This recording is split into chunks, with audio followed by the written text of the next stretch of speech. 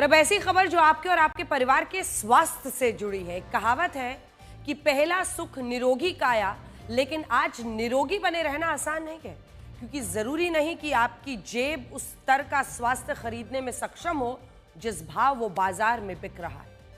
आज स्वास्थ्य तन या मन का नहीं बल्कि धन का विषय है, और अच्छा स्वास्थ्य बहुत महंगा है, क्योंकि बीमारी से बचना और जीवन रक्षक दवाइयां खरीदना हर किसी के वश की बात नहीं है। लेकिन सरकार ने लोगों की इस समस्या के लिए एक संजीवनी जरूर उपलब्ध करा दी है, वो है प्रधानमंत्री जन औषधि केंद्र।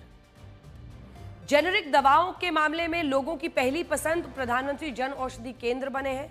बाजार में दवाएं इतनी महंगी हैं कि उन्हें खरीदने में परिवार का पूरा बजट बिगड़ जाता है, लेकिन अब ज्यादातर भारतीय महंगी दवाइयां नकार रहे हैं और जेनेरिक दवाइयों को खरीदना पसंद कर रहे हैं, और इसके लिए उन्हें प्रधानमंत्री जन औषधि केंद्र के रूप में एक विकल्प मिल गया है।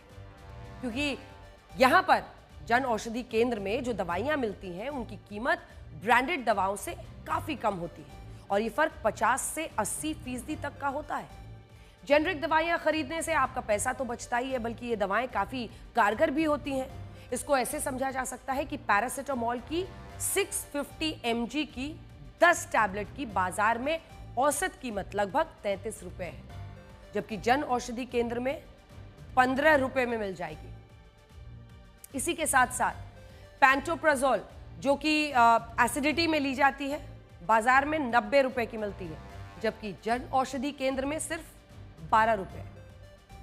कोलेस्ट्रॉल के इलाज के लिए ली जाने वाली एटोरवैस्टेटिन दवा ये बाजार में 147 रुपए की है, जबकि जन औषधि केंद्र में अगर आप ये लेने जाएंगे तो ये आपको 12 रुपए में मिल जाएगी। कैंसर जैसी बीमारी के ट्रीटमेंट में काम आने वाली इमैटिनिब जो है वो दवा 1000 रुपए से ज्यादा की मिलती है, और यही दवा जन औषधि केंद्र में आपको लगभग 1/4 कीमत 225 रुपए में। कैंसर के इलाज की एक और दवा है जेफिटिनिब, जो ब्रांडेड कंपनियां 2600 रुपए तक की बेचती हैं, जबकि जन औषधि केंद्र में ये दवा आपको 440 रुपए की मिल जाती है। प्रधानमंत्री जन औषधि स्कीम 2008 में लॉन्च हुई थी। योजना शुरू होने के 6 साल बाद तक 2014-15 में देश भर में केवल 80 स्टोर्स थे, लेकिन अब ये संख्या बढ़कर 16,000 से ज्यादा हो गई। जन औषधि केंद्रों से दवाओं की बिक्री में भी क्रांतिकारी बदलाव आया है। 2014-15 में जहां दवाओं की सेल 7.5 करोड़ रुपए की थी, अब बढ़कर 2024-25 में 2000 करोड़ रुपए से ज्यादा हो गई। जेनेरिक दवाइयां क्या होती हैं, ये भी आपको जानना चाहिए।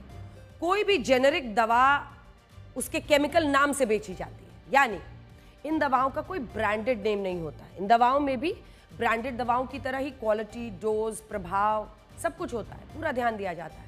इसीलिए कहा जाता है कि जेनेरिक दवाएं संजीवनी का काम कर रही हैं, जबकि इन दवाइयों को ब्रांडेड कंपनियां अपने नाम या किसी खास नाम से बेचती हैं।